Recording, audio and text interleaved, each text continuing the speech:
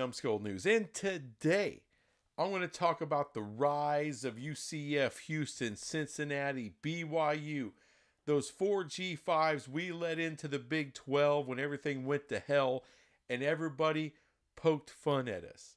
Oh, I heard it from Pac-12 people. I heard it from the ACC people, still hearing it from the ACC people. Not everybody, obviously. This is just a general statement of just shitty thoughts and shitty comments that I've seen and read where, they're like, oh, you had to, pull those crap G5s. So no more G5s, and G5s suck. They all...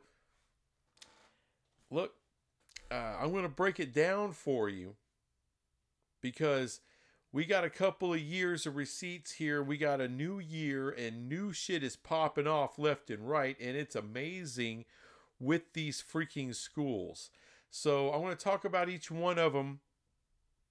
And then we're going to come back and I'm going to tell you why that was an immensely awesome decision by the Big 12 to bring in Houston, Cincinnati, BYU, and UCF. So let's get cooking. So let's start off with UCF. This year, I was madly impressed with them starting off the year.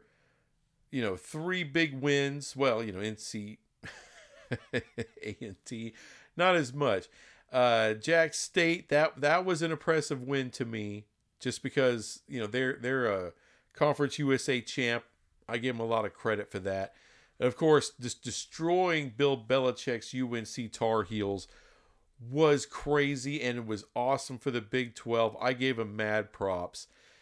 They turn around, they lose to Kansas State. And look, Kansas State was supposed to compete for a conference title this year. They're not doing well. Of course, they can jump up and get anybody. They're talented. They got an outstanding quarterback, really good head coach. We all know the deal with Kansas State, so that wasn't shocking. And then they invite Kansas into town today.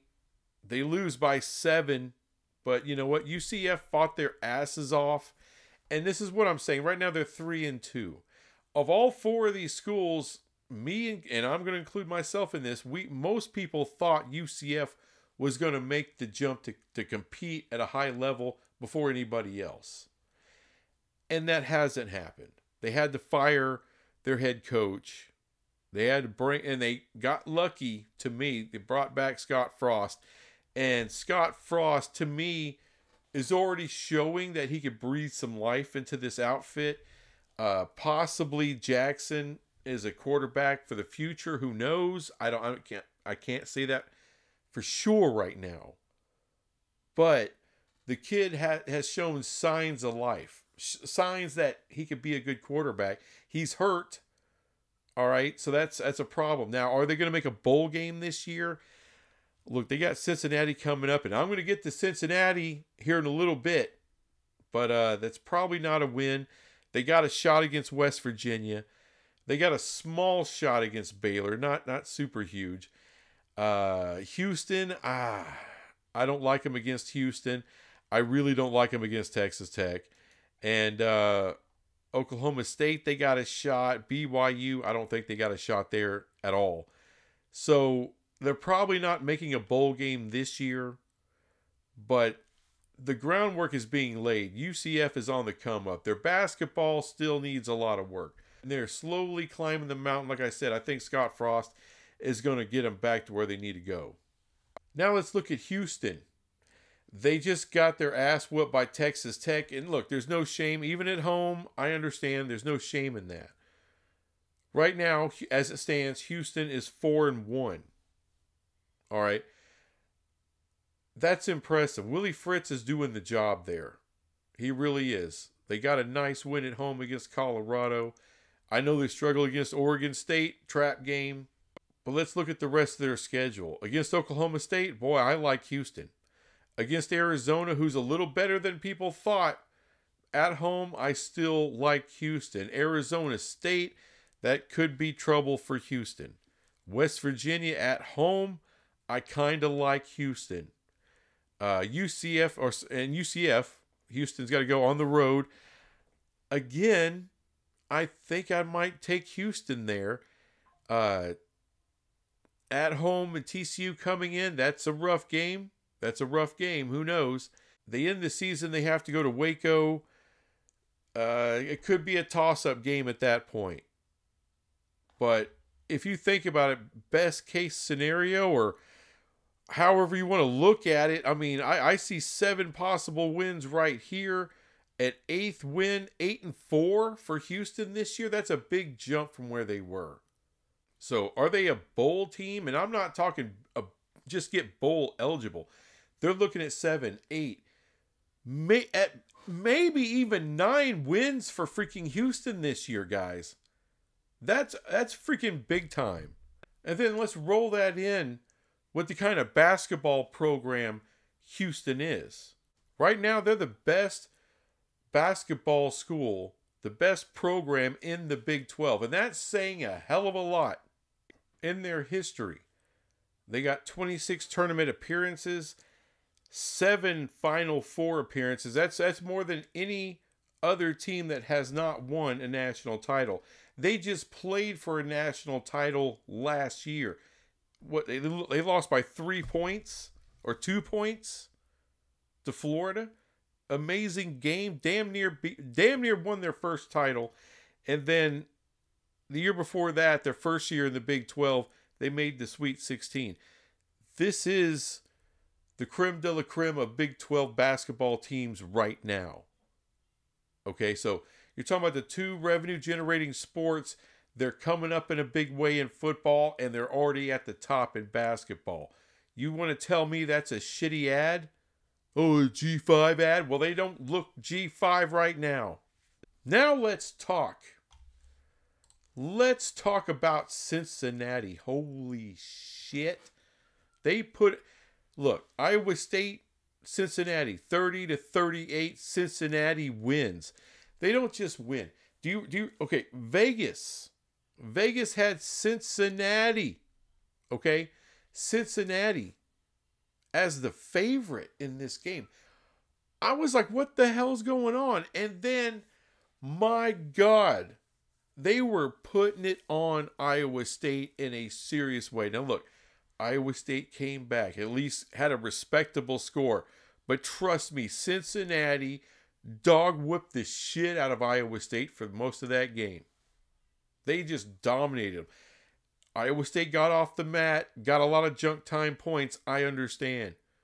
But holy shit, what that game told me was Cincinnati is ready for, who knows? Can they be contenders in the Big 12? I'm talking about this freaking year with Sorsby, with Satterfield. Yes, they absolutely are. All right, and that's after a road win versus Kansas. So let's just look at what they have left. You got UCF next week at home. I got Cincinnati. You go on the road to Stillwater. I got Cincinnati. Cincinnati then welcomes in Baylor. I got Cincinnati against Baylor. Cincinnati going to Utah. That's a toss-up game right now. That's 50-50 if you ask me. Cincinnati's at home against Arizona. I got Cincinnati. Cincinnati welcomes in BYU November 22nd.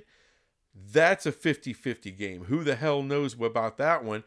And then they got to go to Fort Worth to face TCU. If TCU can hold it together, I don't know. But that's their 3 toughest games by far, is Utah, BYU, and TCU.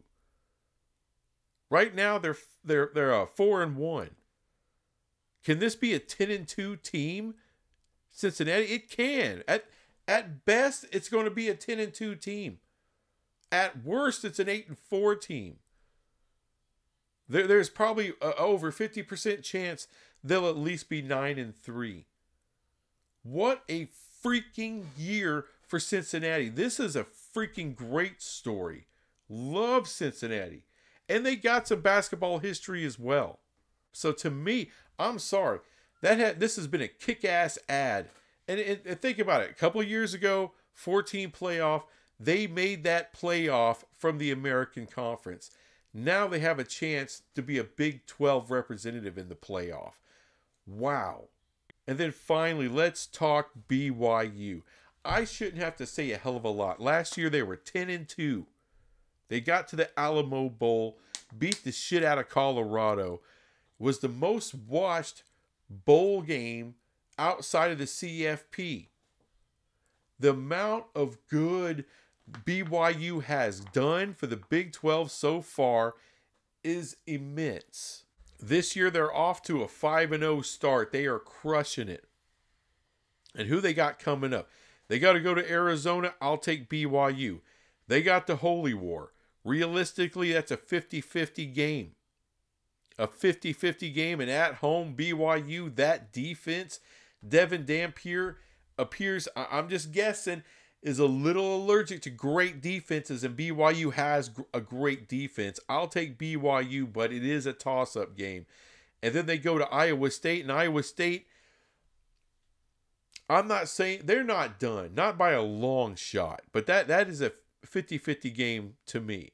Even on the road at Iowa State, Iowa State's got injuries. Can they get healthy by then?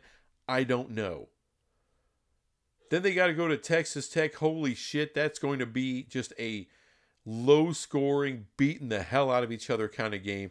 Then they got TCU at home. Then they got to go to Cincinnati, and they finally leave off with UCF. So they got one hell of a schedule here, guys. Arizona, they'll be 6-0, but after that, it's Utah, it's Iowa State, it's Texas Tech, it's TCU, and then Cincinnati, and then finally UCF at the end. But can BYU this year get back to 10-2? Oh, there could easily be 2 losses in here. But that wouldn't shock me, even with a pretty brutal schedule. Would it shock me for them to go to Iowa State right now and get a win? I don't think so. Would it shock me if they beat Utah? They beat them last year. Of course, Utah wasn't that good. But I wouldn't be surprised if BYU pulled it off. Can they go into Lubbock and get a win with those tortilla heads? Defense travels. Texas Tech will be favored, and they should be favored. But this is going to mean a lot. Can they be at home and beat TCU? I hate to say it, but yeah, they can. And Cincinnati, as good as they're looking, their defense is still kind of suspect. BYU's is not. So BYU might just be favored against Cincinnati. They got an excellent shot of being 10-2. 9-3 at the worst. And a basketball, they are tournament regulars. They bring units. Last year they got to the Sweet 16. They got 31 tournament appearances overall. No, BYU is it's probably the best ad. Them and Colorado are 2 of the best ads the Big 12 has done. I think BYU is a bigger ad than Utah right now. I mean, they've just done more in the conference. Sorry. And by the way, we're just getting started. All right. UCF. There's a lot of promise there. And with Scott Frost, boy, I feel a lot better about Scott Frost now. I just do. Because everything's falling apart for that team. But they are still fighting. And they got off to a 3-0 start. And I guarantee you, no one thought UCF would get to a 3-0 start. With all the upheaval they've had. And not knowing who the hell is going to be quarterback or anything else. It's amazing. All right? And look at all these programs. Cincinnati is becoming a power school right before your eyes. Houston, BYU's already there.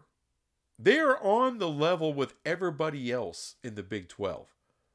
It's not no dirty G5 or independent program here. No, they're a big boy program. Houston is getting there. Cincinnati is getting there. And you can see a pathway for UCF is going to get there. I don't have any doubt about it. Now, look at the markets that they're in. Look at the value these schools in the next 5 years is going to bring to the Big 12. These are dynamite ads for the Big 12. The potential is starting to get realized for 3 of those schools. Well, with BYU, it has been realized.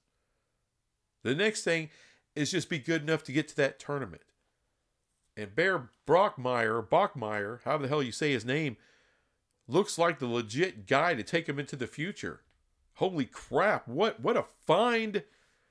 What an addition. Usually when you lose your quarterback before the season, you're kind of screwed. I mean, what an amazing job Coach Satake has done. And that program, it's just, BYU just brings it, man. And Houston and Cincinnati are starting to bring it. And I can see how UCF will be bringing it in the future. So for everyone who wanted to ridicule the Big 12 for adding these schools, you're an idiot. You couldn't see the forest through the trees. You couldn't see any, you could, looking down your nose, you couldn't see what's landing on you, which is full-on embarrassment. Crow shit. You get not just eating crow, you're eating the crow shit. Dude, I love these teams, man. They're fun. They're fun to root for. They're the underdogs of the Big 12. But you know what? They're becoming the big dogs of the Big 12. How about them apples? Anyway, thanks for watching this crap, and I'll be back with some more crap later. Bye.